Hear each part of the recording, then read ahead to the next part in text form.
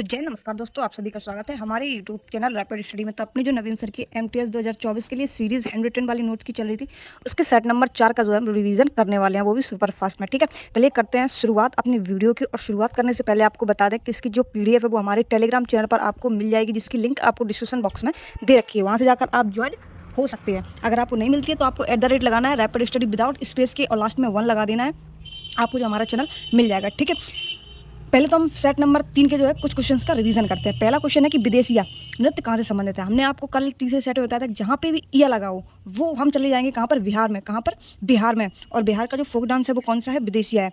महापात्रा हमने कहाँ से बताए थे? जितने भी महापात्रा वाले नाम है और चरण वाले, जितने भी चरण और महापात्रा कहाँ जाएंगे? उड़ीसी नृत्य में जाएंगे। ठीक है, और केलुचरण महापात्रा ने कौन से स्कूल का सृजन किया था? तो सृजन स्कूल की स्थापना जो है, स्कूल जो है उसकी स्थापना, कौन से स्कूल की स्थापना की थी? तो सृजन स्कूल की स्थापना की थी, वो भी कब? 1993 में। ठीक है, टी बाला सरस्वती के संबंध किससे है? तो टी बाला सरस्वती का संबंध जो है वो हमने भरतनाट्यम से बताया था। और भरतनाट्यम किस स्टेट का है? तो भरत कह रहे हैं कि तुम मिलने आना। ठीक है, तो भरतनाट्यम कहाँ का है? तमिलनाडु का है। फर्स्ट फुटबॉल वर्ल्ड कप की बात कर लेते हैं। तो फर्स्ट फुटबॉल वर्ल्ड कप जो है वो उरुग्वे में हुआ था। कब? 1930 में। कब? 1930 में। बाणगंगा उत्सव कहाँ मनाया जाता है? तो ये महाराष्ट्र में मनाया जाता है। और इसकी शुरुआत कब होती है? तो 1932 से इसकी शुरुआत होती है। टेबल टेनिस की बात कर लेते हैं। तो टेबल टेनिस किसका राष्ट्रीय खेल है? तो चाइना का ये राष्ट्रीय खेल है। ठीक है, इसकी ऊंचाई कितनी है? तो 6 इंच जो है इसके नेट की ऊंचाई होती है टेबल टेनिस की। कितनी? 6 इंच होती है। आपने देखा छोटी छोटी टेबल होती है, और सफ़ेद कलर की उसमें एक छोटी सी गेंद होती है। ठीक है, उसी को टेबल टेनिस बोलते हैं। और टेबल की ऊंचाई जो है वो कितनी होती है? तो 76 सेंटीमीटर जो है टेबल की ऊंचाई होती है, और 6 इंच जो है उसके नेट की ऊंचाई होती है। ठीक है, ये टेबल टेनिस है, ना कि टेनिस बात अलग है और टेबल टेनिस अलग है। एक बार आप टेबल टेनिस जो है सर्च करके देख लेंगे तो आपको समझ में आ जाएगा कि हम किसकी बात कर रहे हैं। धुआंधार जलप्रपात की बात की थी, तो ये कहाँ पर? ये एमपी में स्थित है धुआंधार जलप्रपात। महात्मा गांधी की आत्मकथा का नाम क्या है? तो महात्मा गांधी की आत्मकथा माई एक्सपेरिमेंट विथ ट्रुथ। और इसका जो है अंग्रेजी अनुवाद किसने किया था? तो महादेव देसाई जो है इन्होंने इसका अंग्रेजी अनुवाद किया था। कौरे में किस रंग का प्रकीर्णन सबसे कम होता है?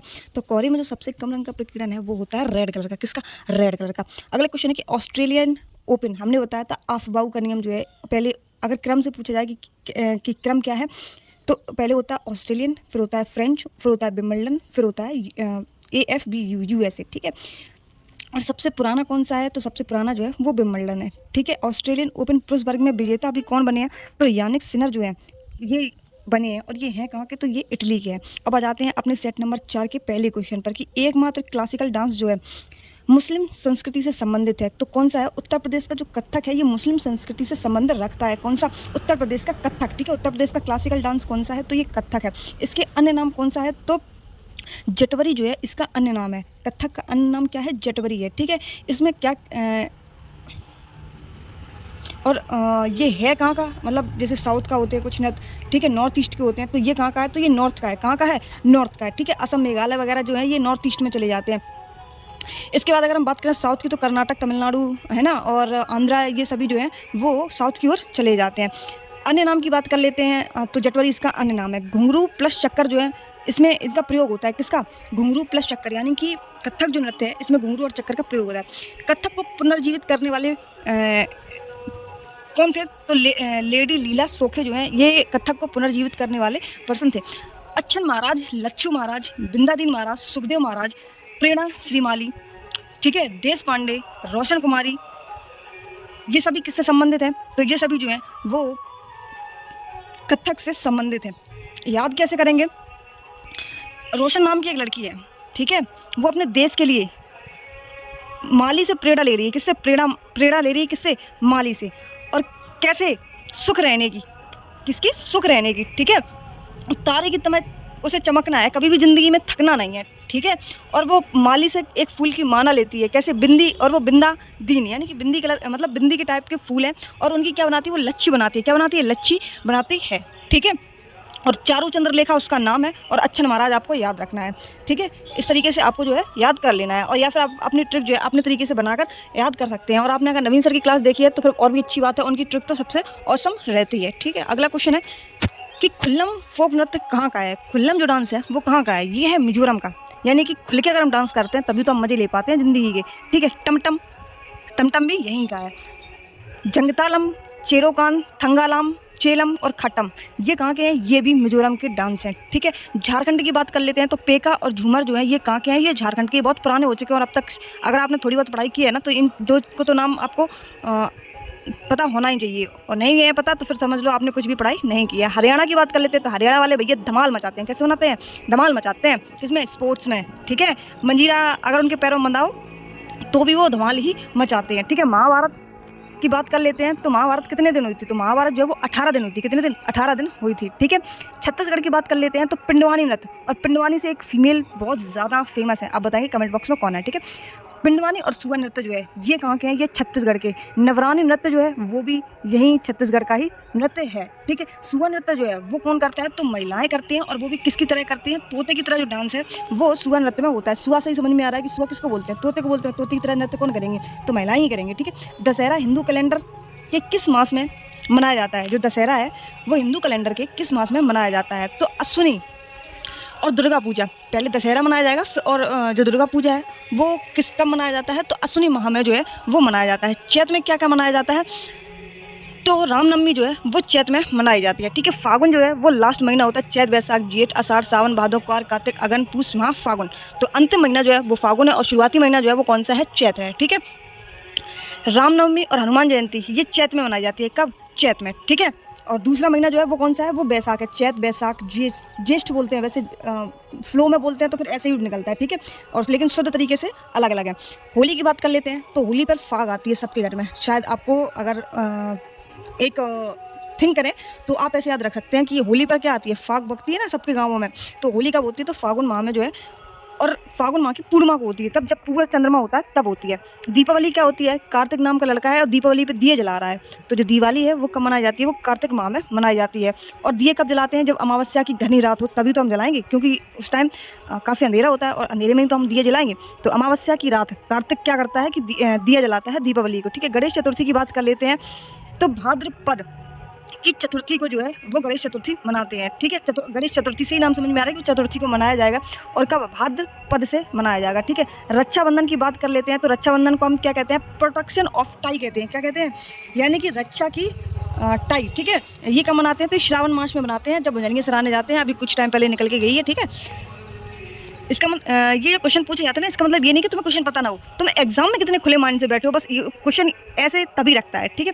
कि जल्दी जल्दी में ना क्वेश्चन गलत हो जाते हैं, समझ में नहीं आता कि वहाँ पे क्या लगाएं। जब दो क्वेश्चनों में कन्फ्यूजन हो ना तो हमेशा गलत वाला टिक जो है वो ज़्यादा सही लगता है। भारत ने फर्स्ट बार हॉकी वर्ल्ड कप खिताब कब जीता था?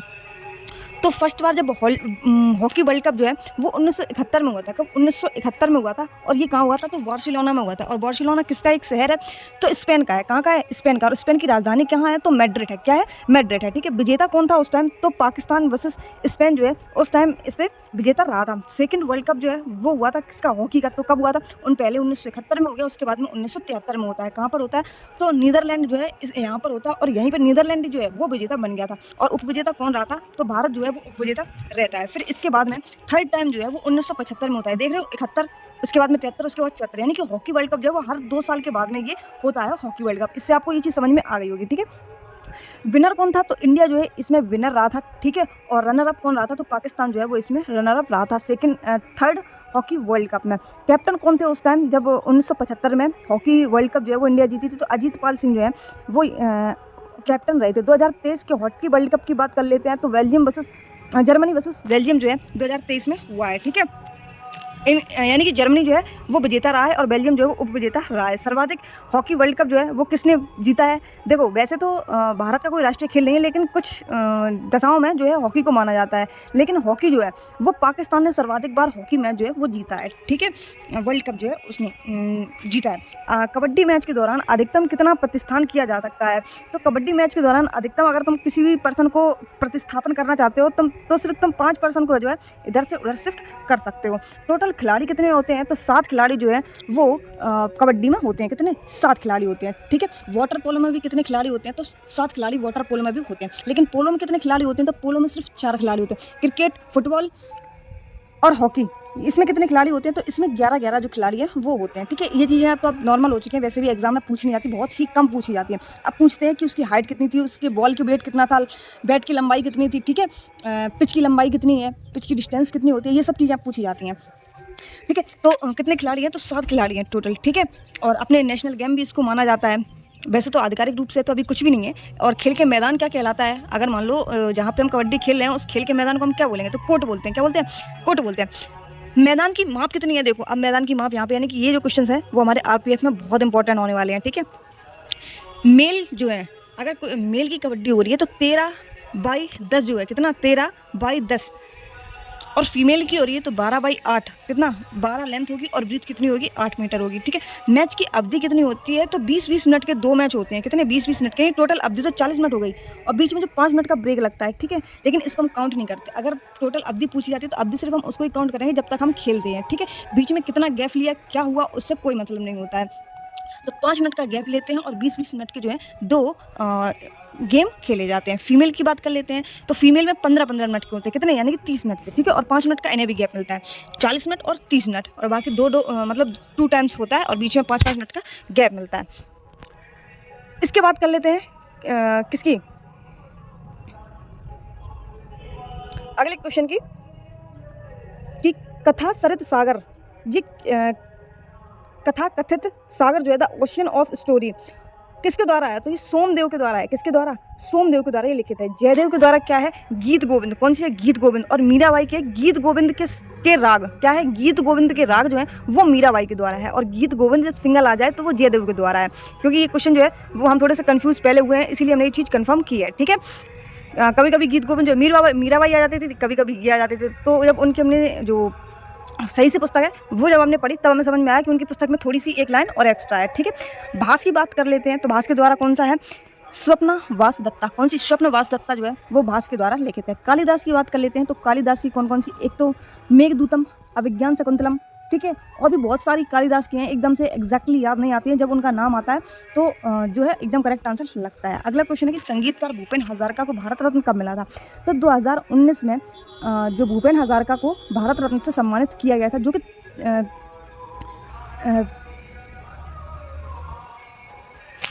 और किस किस को मिला है भारत रत्न, तो प्रणब मुखर्जी, किसको, प्रणब मुखर्जी को भी मिला है, नाना देशमुख को भी मिला है, भूपेन हजारिका को भी मिला है। प्रणब मुखर्जी 13वें नंबर के प्रेसिडेंट रह चुके हैं जिन्हें 2019 में भारत रत्न से सम्मानित किया गया था।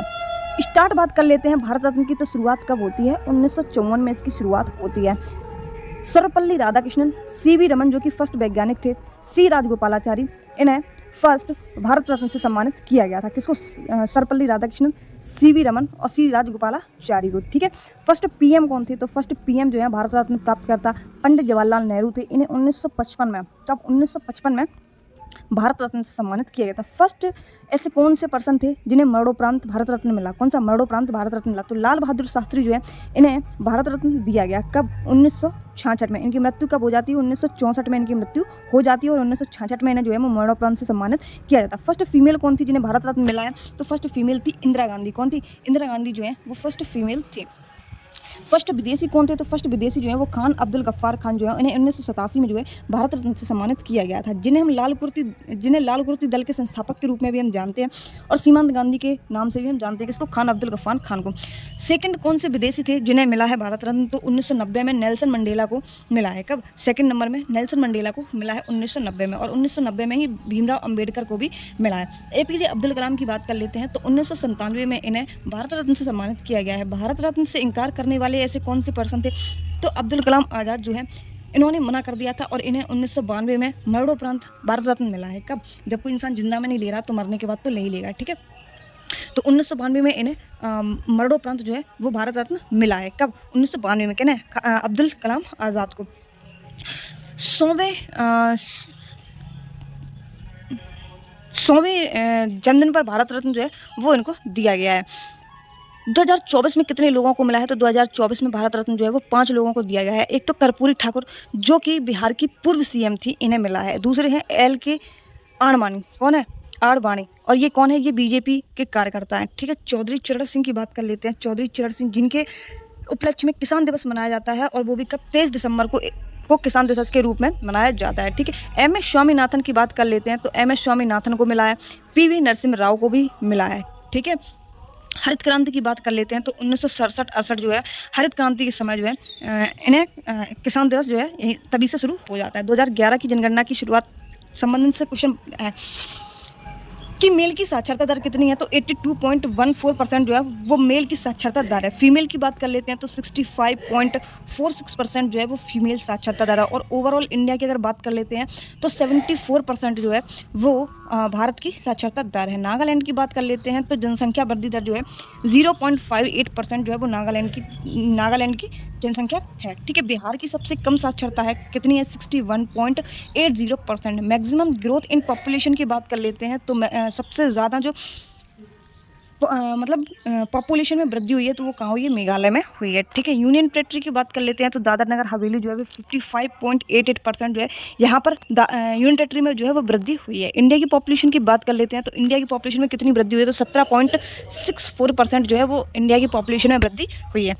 अगला क्वेश्चन है कि विश्व आर्द्र भूमि दिवस कब मनाया जाता है, तो विश्व आर्द्र भूमि दिवस जो है 2 फरवरी को मनाया जाता है। रामसर सम्मेलन की बात कर लेते हैं तो रामसर सम्मेलन 2 फरवरी 1971 को जो है इसकी शुरुआत होती है रामसर साइट की। रामसर संधि लागू कब की जाती है, तो रामसर संधि जो लागू है वो 1975 में की जाती है। फर्स्ट रामसर साइट जो है वो किसको मनाया जाता है, तो चिल्का झील को जो फर्स्ट रामसर साइट है वो मनाया जाता है कब, 1981 में। ठीक है, और भारत ने कब साइन किया था, तो 1982 में भारत ने इसको साइन कर दिया था।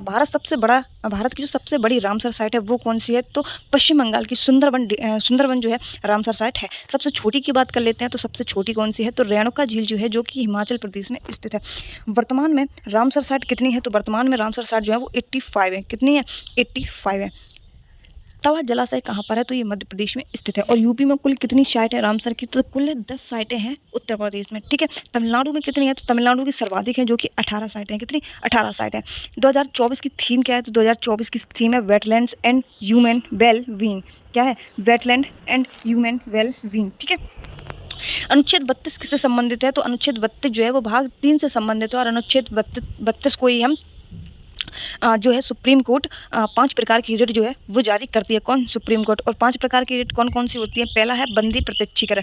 बंदी प्रत्यक्षीकरण का मतलब है कि आपको 24 घंटे के अंदर अंदर उस अपराधी को अपने पास के ही जो वो होते हैं ना, अरे सबके तहसीलों में जो बने होते हैं वहाँ उनको पेश करना ज़रूरी होता है। ठीक है, उत्प्रेरणा क्या कहता है, उत्प्रेरणा जो है वो दूसरा है। तीसरा क्या है, निषेध है। चौथा क्या है, परमादेश है। ठीक है, पांचवा क्या है, अधिकार पृच्छता है। कौन सी है, अधिकार पृच्छा। ठीक है, अगला क्वेश्चन है कि संविधान में मौलिक कर्तव्यों की संख्या कितनी है, तो मौलिक कर्तव्यों की संख्या पहले 10 थी, वर्तमान में कितनी है, तो 11 है। जहाँ पे मूल शब्द लग जाएगा वहाँ पर 10 जाएंगे और वर्तमान की बात आ जाए तो 11 जाएंगे। भाग 4A में वर्णित है। और अगर आर्टिकल की बात करें तो 51A इसका आर्टिकल है। और ये रसिया के संविधान से लिए गए हैं। कौन, मौलिक कर्तव्य। ठीक है, मौलिक अधिकार कहाँ से लिए गए हैं, तो वो अमेरिका के संविधान से अधिकार लिए गए हैं।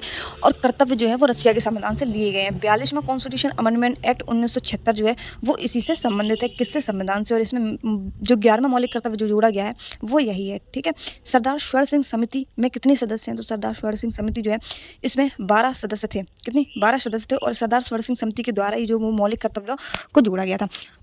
8 फंडामेंटल जोड़ने की सिफारिश जो है वो 21 के तहत हो गई थी। ठीक है, और 10 इसमें जोड़े गए थे। वर्तमान में कितने हैं, तो 11 हैं। कितने हैं, 11 हैं। और 11वां कौन सा है, तो 6 से 14 वर्ष के बच्चों के लिए निःशुल्क शिक्षा जो है 86वें कॉन्स्टिट्यूशन अमेंडमेंट एक्ट 2002 के तहत जो है 11वां मौलिक कर्तव्य जो है इसको जोड़ा गया है।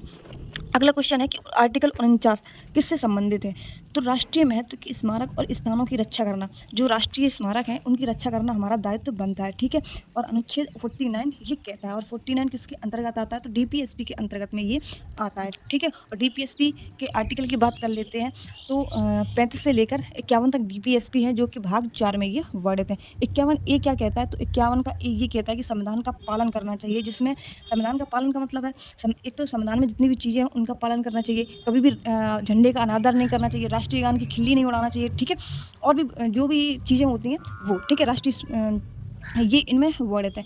51 का बी क्या कहता है, 51 का ए बी। ठीक है, उसमें भी 51 के ए में भी बी पार्ट है। स्वतंत्रता संग्राम जो है इससे संबंधित है। 51 का ए सी क्या कहता है, इसमें 3 शब्द जोड़े गए। एक तो एकता जोड़ा गया, संप्रभुता बोला गया और अखंडता। ये किसके द्वारा जोड़े गए हैं, तो सी के द्वारा। सी कितने नंबर पर आता है, 3 नंबर पे आता है। और 3 नंबर में ही ये 3 चीज़ें जोड़ी गई हैं। 51A के डी क्या कहता है, तो 51A का डी कहता है कि देश की रक्षा करनी चाहिए चारों तरफ से। क्या कहता है, चारों तरफ से देश की रक्षा करनी चाहिए। 51A का ई क्या कहता है कि भाईचारा जो है वो हमें बनाए रखना है। ठीक है, 51A एफ क्या कहता है, 51A का एफ ये कहता है कि हमें संस्कृति को बचाए रखना है। ठीक है, 51 ए का जी क्या कहता है? 51 ए का जी कहता है किससे? पर्यावरण से संबंधित। किससे? पर्यावरण से संबंधित। 51 ए का एच क्या कहता है कि वैज्ञानिक सोच जो है वो वैज्ञानिक सोच 51 ए के एच से संबंधित है। 51 ए के आई से संबंधित कौन सी है? तो सार्वजनिक संपत्ति की रक्षा करना, ठीक है? जैसे मान लो कोई यूनेस्को साइट है या रामसर साइट है तो सार्वजनिक संपत्ति है। अभी आप इंडिया गेट चले जाओ और आप चाहते हो कि उसमें कुछ हम लिख दें या कुछ कर दें, तो आप ऐसा नहीं कर सकते हैं, ठीक है? तो उसकी रक्षा करना अपना काम है, उस चीज़ को बिगाड़ना अपना काम नहीं है, ठीक है? तो आपने जो नीति निर्देशक तत्व हैं जो है डीपीएसपी जो है उसके खिलाफ हम जाते हैं। 51 ए के जे की बात कर लेते हैं, तो राष्ट्र की निरंतर प्रगति जो है में हमें प्रयास करना चाहिए। 51 ए के में क्या है कि 11वां मौलिक कर्तव्य जो है वो किसके अकॉर्डिंग जोड़ा गया है? तो 51 ए में जो है उसके के अनुसार जोड़ा गया है, जिसमें 6 से 14 वर्ष के बच्चों के लिए निःशुल्क शिक्षा का प्रावधान दिया गया है, ठीक है? कौन सा फंडामेंटल ड्यूटी प्रावधान अनुच्छेद 21 ए के समान है? तो अभी बताया लास्ट में 6 से 14 वर्ष के बच्चों के लिए, तो कौन सा है? जो 51 ए का के है, कौन सा है? 51 ए का के इससे संबंधित है, ठीक है? और 11वां मौलिक कर्तव्य किस कॉन्स्टिट्यूशन अमेंडमेंट एक्ट के द्वारा जोड़ा गया है? तो ये 86वां कॉन्स्टिट्यूशन अमेंडमेंट एक्ट के द्वारा इसको जोड़ा गया है, और ये 11वां मौलिक कर्तव्य है। मूल कितने थे? तो 10 थे, ठीक है? तो कहाँ से लिए गए हैं? तो यूएसएसआर के संविधान से ये लिए गए हैं। अगला क्वेश्चन है कि कौन सा अनुच्छेद प्रेसिडेंट के चुनाव की प्रणाली को बताता है? तो आर्टिकल 54 जो है, कौन सा? आर्टिकल 54 जो है वो प्रेसिडेंट के चुनाव से ही संबंधित है। 52 क्या कहता है आर्टिकल? एक छोटी सी ट्रिक है, पकानी कोका दियोदशम। अगर आपने नहीं देखी है तो आप छोटी सी थोड़ी बहुत ट्रिकें जो है उनके अकॉर्डिंग आप चीज़ों को याद रख सकते हैं, ठीक है? 52 में क्या है? पद है। 53 में क्या है कि कार्यपालिका का प्रमुख होगा। कौन? प्रेसिडेंट जो है यानी कि राष्ट्रपति जो है वो कार्यपालिका के प्रमुख होंगे। और 54 क्या कहता है कि इनके निर्वाचन की जो प्रणाली है वो कौन सी होगी? तो लोकसभा प्लस राज्यसभा के निर्वाचन सदस्य जो है और विधानसभा के वो इसमें भाग लेंगे। आर्टिकल 55 क्या कहता है? कोटा से संबंधित है। आर्टिकल 55 क्या है? ये कोटा से संबंधित है, ठीक है? को का देओ दशम यानी कि दोबारा बन सकता है। ये किस में बोला गया है? ये 57 में बोला गया है। का मतलब क्या है? कार्यकाल से है। शुरुआती जो का है पका वो कार्यपालिका से संबंधित है, और ये वाला जो का है वो कार्यकाल से संबंधित है, यानी कि 56 में कार्यकाल है, 57 में दोबारा निर्वाचन मतलब दोबारा जो है वो राष्ट्रपति बन सकते हैं। ऐसे कौन से पर्सन हैं जो दोबारा से राष्ट्रपति बने थे? तो डॉक्टर राजेंद्र प्रसाद जो हैं वो 2 बार राष्ट्रपति बने थे, ठीक है? और ये दा का मतलब क्या है? दियो दशम। यो का मतलब है योग्यता से। किससे? योग्यता से ये संबंधित है, ठीक है? आर्टिकल 58, ठीक है?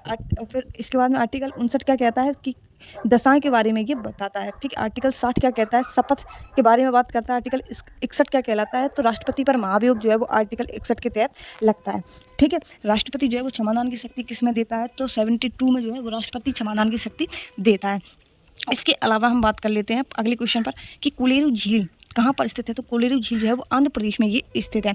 सेकंड नंबर की सबसे बड़ी झील कौन सी है? तो अंतर्देशीय झील जो है वो सेकंड नंबर की सबसे बड़ी झील है। 2033 वर्ग किलोमीटर में ये फैली हुई है। भारत सबसे बड़ी झील कौन सी है? तो भारत की सबसे बड़ी झील बेमानंद झील है। कौन सी है? बेमानंद झील जो है जो कि केरल में स्थित है। सबसे बड़ी अंतर्देशीय लावणीय झील तो सांवर झील है जो कि राजस्थान में स्थित है। सबसे बड़ी लेगून झील कौन सी है? तो सबसे बड़ी लेगून झील जो है वो चिल्का झील है, और फर्स्ट रामसर साइट भी इसको हम मानते हैं, ठीक है? और ये कहाँ पर स्थित है? ये उड़ीसा में स्थित है, जो कि कुल क्षेत्र का सेकंड सबसे बड़ी झील इसको माना जाता है। बैकाल झील की बात कर लेते हैं, तो पृथ्वी पर सबसे पुरानी मीठे पानी की जो झील है वो बैकाल झील ही स्थित है, ठीक है? और वर्ल्ड में सेकंड नंबर पर सबसे बड़ी झील इसको माना जाता है बैकाल झील को, ठीक है?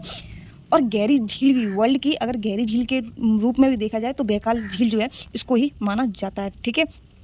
सबसे बड़ी झील कौन सी है? तो सबसे बड़ी झील जो है वो कैस्पियन सागर है, जिसका पानी कैसा है? इसका पानी खारा है। किसका? कैस्पियन सागर की। मीठे पानी की झील की बात कर लेते हैं, तो मीठे पानी की सबसे बड़ी झील जो है वो कौन सी है? सुपीरियर झील है। कौन सी है? सुपीरियर झील है। वर्ल्ड की सबसे लंबी झील कौन सी है? तो तंगानिया जो है, कौन सी? तंगानिया का। इसके नाम से समझ में आ रहा है कि ये अफ्रीका की कोई झील है, ठीक है? अफ्रीका के नाम ही ऐसे होते हैं, ठीक है? गुरुडोंग मार झील कहाँ पर है? तो गुरुडोंग मार झील जो है ये कहाँ पर? सिक्किम में स्थित है। चोलामू झील की बात कर लेते हैं, तो भारत में सबसे ऊंची झील का जो दर्जा है वो चोलामू झील का है। ये कहाँ से निकलती है? तो ये तीस्ता नदी से निकलती है। किससे? तीस्ता नदी से। पूर्वोत्तर भारत सबसे बड़ी मीठे पानी की झील कौन सी है? तो पूर्वोत्तर भारत की सबसे बड़ी मीठे पानी की झील जो है वो लोकटक झील है, और लोकटक झील कहाँ पर स्थित है? ये मणिपुर में स्थित है। बैरी नाग से संबंधित जितने भी आ जाए कहाँ चले जाएंगे? हम जम्मू कश्मीर में चले जाएंगे, ठीक है? बुलर झील, डल झील यहीं पर स्थित है। फतेह सागर, नकटी, पिछोला, जय समंद झील ये कहाँ पर है? ये राजस्थान में स्थित है। लोनार झील की बात कर लेते हैं तो ये महाराष्ट्र में स्थित है, जिसका जो रंग है पानी का वो कैसा हो गया था कुछ टाइम पहले, तो गुलाबी इसका रंग जो है वो हो गया था, ठीक है। और किसके कारण हो गया, तो एस्ट्रोटॉयड के टकराने से ये उत्पन्न हुई थी, कौन सी, लोनार झील, ठीक है। भीमताल की बात कर लेते हैं, शुक्रताल की बात कर लेते हैं। भीमताल, ये ताल वर्ड समझ के आप जम्मू कश्मीर में चले जाना, ठीक है। कहाँ जाएंगे, उत्तराखंड में जाएंगे। कहाँ पर जाएंगे, उत्तराखंड में। बेरी सागर की बात कर लेते हैं तो ये मध्य प्रदेश में स्थित है। हरिके की बात कर लेते हैं तो ये पंजाब में स्थित है। पुलिकट लेक की बात कर लेते हैं तो ये आंध्र प्रदेश में स्थित है और तमिलनाडु के बॉर्डर पर स्थित है। श्रीशैलम और हुसैन सागर जो बांध है ये कहाँ पर स्थित है, ये आंध्रा में स्थित है। झीलों की रानी के नाम से भी प्रसिद्ध है, कौन सी, सस्तम कुट्टा झील जो है ये कहाँ पर स्थित है, ये केरल में स्थित है, ठीक है। और इसी को हम झीलों की रानी कहते हैं, किसको, सस्तम कुट्टा झील को। झीलों की वाटिका किसको कहते हैं, तो झीलों की जो वाटिका है वो हम फिनलैंड को कहते हैं। हजार झीलों का देश भी हम इसको कहते हैं, किसको, फिनलैंड को। भारत की रहस्यमय झील कौन सी है, तो भारत की रहस्यमय झील जो है उसको हम रूपकुंड कहते हैं, जो कि उत्तराखंड में स्थित है। पिलाया लेक कहाँ पर स्थित है, तो पिलाया लेक जो है वो सामर झील से ही निकलती है और ये राजस्थान में स्थित है, कौन सी, सामर लेक जो है वो, ठीक है। ऑक्सबो लेक की बात कर लेते हैं तो ये गोखुर झील से निकलती है, जो इसको हम कंबर झील भी कहते हैं और ये बिहार से संबंधित है, ठीक है। भारत प्लस एशिया सबसे बड़ी गोखुर झील, इसको ये हम कहते हैं, किसको, कंबर झील को। अगला क्वेश्चन है कि कौन फर्स्ट शासक था जिसने अपनी प्रजा अधिकारियों के लिए संदेश पत्थर की सतहों, प्राकृतिक चट्टानों व परिष्कृत स्तंभों पर अंकित किया, तो अशोक ने बहुत से शिलालेख बनवाए थे, ठीक है। अशोक ने बहुत से शिलालेख जो हैं वो बनवाए थे। अब अशोक के बारे में थोड़ी सी बात कर लेते हैं कि इन्होंने क्या किया था, 37 वर्ष तक शासन किया था, कितने, 37 वर्ष तक। कब से कब तक, तो 269 BC से लेकर 232 BC तक, ठीक है। इसके 14 शिलालेख थे, 7 स्तंभलेख थे और 3 महालेख थे, कितने, 14 शिलालेख थे, 7 स्तंभलेख थे और 3 महालेख थे, किसके, अशोक के, ठीक है। और 37 वर्ष तक जो है वो इसने शासन किया था। शासन के 8वें वर्ष यानी कि 261 BC में कलिंग युद्ध हुआ था, और कलिंग युद्ध कब होता है, 261 BC में ये होता है, ठीक है। और कहाँ पर होता है कलिंग युद्ध, कलिंग कहाँ पर स्थित है, तो ये उड़ीसा में स्थित है, कलिंग प्लेस। और 13वें शिलालेख में इसका वर्णन है, किसका, कलिंग युद्ध का, ठीक है।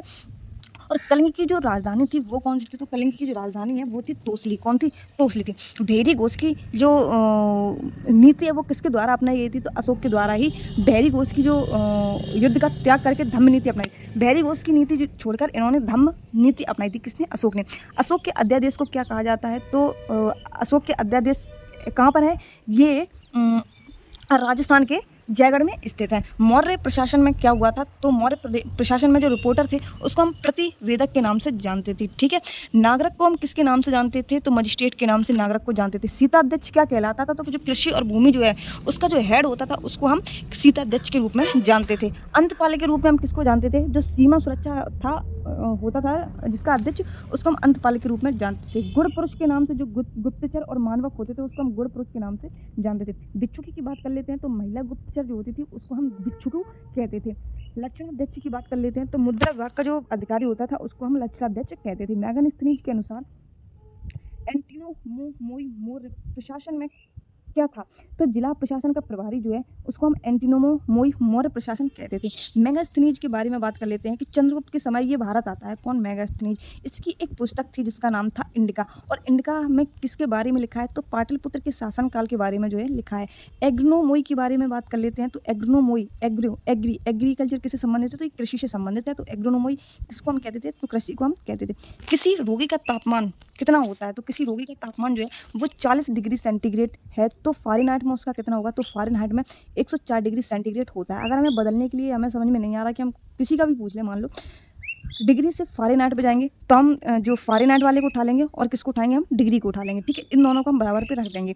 अगर केल्विन में पूछा जाए सेंटीग्रेड से केल्विन में, तो हम फिर इसको फ़ारेनहाइट को हटा के इन दोनों को बराबर पे रख देंगे, ठीक है। तो C/5 बराबर K-32/9 equal to K-273/5 equal to R/4, ठीक है। और आर इसको किसको बोलते हैं, तो रोमन स्कूल को हम आर बोलते हैं। ये फॉर्मूला जो है वो आप लिखकर दीवार में टांग लें, ठीक है, क्योंकि हो सकता है कि अब आने वाले जो NTPC है, ग्रुप डी है, RPF है, उसमें ये क्वेश्चंस पूछने की संभावना बन सकती है कि किसी भी चीज़ को फ़ारेनहाइट, रोमर या फिर केल्विन में चेंज करने के लिए आपको दे सकते हैं, ठीक है। तो ये फॉर्मूला जो आपको याद रखना है। बाकी जब तक आप समझेंगे नहीं कि इसको चेंज कैसे करते हैं, अगर आप मैथ के स्टूडेंट हैं तो आपको समझ में आ गया हो कि हम किन किन चीज़ों को बराबर में रखेंगे, ठीक है।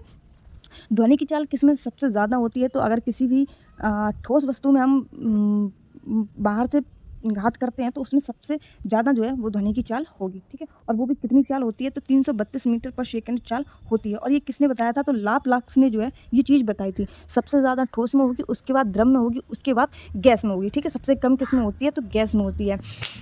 साधारण जल में ध्वनि की स्पीड कितनी होती है, तो साधारण जल में जो ध्वनि की स्पीड है वो 1498 मीटर पर सेकंड होती है। कौन सा अम्ल नोटल जो कि बिच्छू बूटी पेड़ में पाया जाता है, तो मैथेनोइक अम्ल जो है, जिसको हम फॉर्मिक अम्ल के नाम से भी जानते हैं, जो कि बिच्छू, चींटी, ठीक है, इन सभी में पाया जाता है। कौन सा, फॉर्मिक अम्ल। और फॉर्मिक अम्ल का सूत्र क्या होता है, तो HCOOH जो है वो फॉर्मिक अम्ल का सूत्र होता है। और ये किसमें, ततैया में भी पाया जाता है, मधुमक्खी में भी पाया जाता है, ठीक है।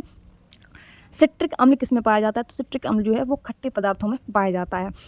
ऑक्जेलिक अम्ल किस में पाया जाता है, तो टमाटर और पालक में जो है वो ऑक्जेलिक अम्ल पाया जाता है। किसमें, टमाटर और पालक में। टार्ट्रिक अम्ल की बात कर लेते हैं, तो टार्ट्रिक अम्ल जो है वो इमली में पाया जाता है।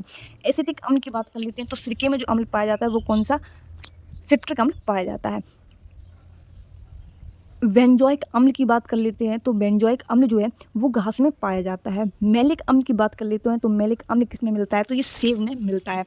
मक्खन में कौन सा अम्ल मिलता है, तो ब्यूटेरिक। कौन सा, ब्यूटेरिक एसिड जो है वो मक्खन में पाया जाता है। ऑक्जेलिक अम्ल की बात कर लेते हैं, तो ये ऑलिव जैतून में जो है वो ऑलिक अम्ल पाया जाता है।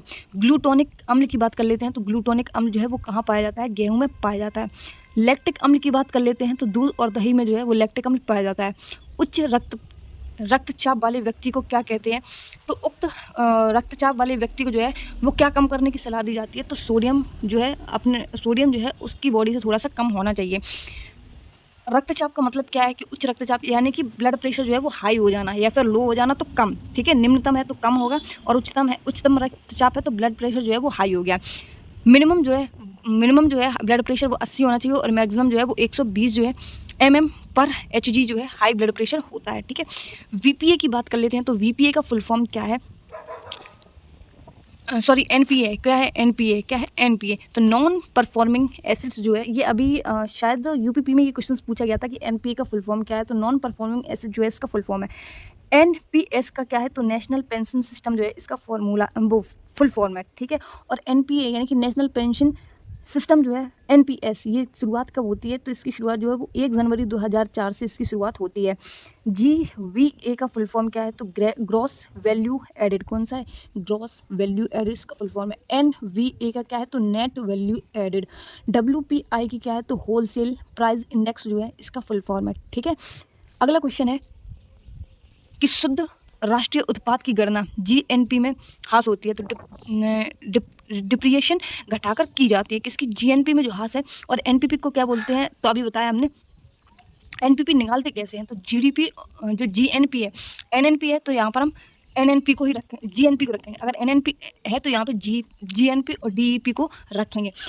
बेलो चार मांग वाले जो उत्पादक हैं उनको क्या कहते हैं, तो हम बोले चार मांग वाले जो उत्पादक हैं, जैसे बोतल है वो किस में आएगी, तो बेलोचदार मांग में ये आते हैं, ठीक है। मात्र वही रहे लेकिन कीमत बढ़ जाए, रहे तो वही सेम टू सेम, जैसे पानी है, दूध है तो वही, लेकिन सिर्फ क्या बढ़ा है, उसकी कीमत बढ़ी है। लोचदार मांग किसको कहते हैं, कि कीमत बढ़ जाती है, लग्जरी वस्तुएं बन जाती हैं वो, ठीक है, लेकिन मांग नहीं बदलती।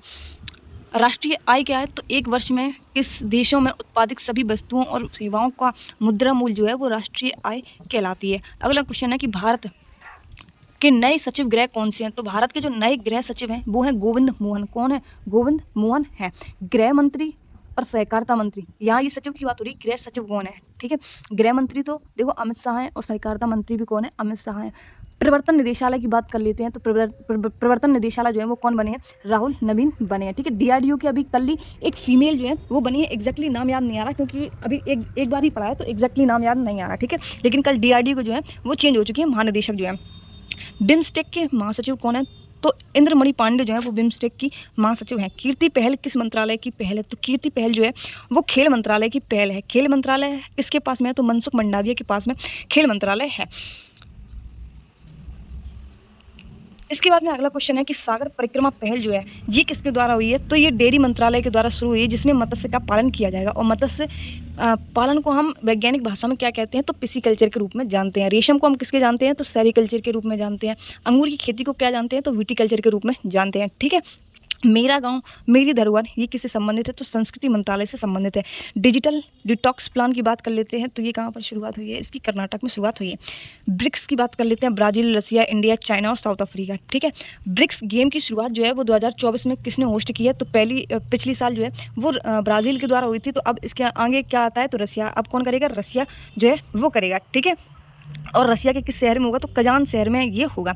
82 देश इसमें शामिल हैं, जिसमें 27 खेल शामिल हैं, ठीक है। पेरिस ओलंपिक की बात कर लेते हैं तो इस बार जो है वो रसिया ने पेरिस ओलंपिक में भाग नहीं लिया था, ठीक है।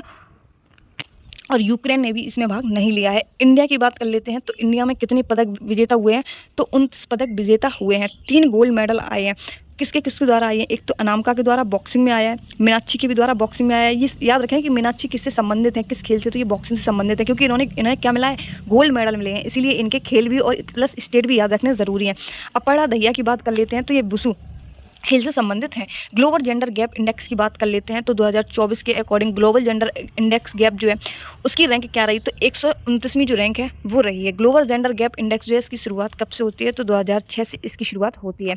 फर्स्ट पर कौन है ग्लोबल जेंडर गैप इंडेक्स में? तो फर्स्ट पर जो है वो आइसलैंड है, ठीक है। लास्ट में कौन सा है? तो लास्ट में सूडान है। हैप्पीनेस इंडेक्स की बात कर लेते हैं तो इंडिया की जो रैंक है वो 126 इंडिया की रैंक है। प्रेस इंडेक्स में बात कर लेते हैं तो प्रेस इंडेक्स में जो है वो 159 इसकी रैंक है भारत की, ठीक है। यहाँ पर हैप्पीनेस में फर्स्ट कौन है? तो फिनलैंड है। और यहाँ पर प्रेस इंडेक्स में कौन है? तो नॉर्वे है।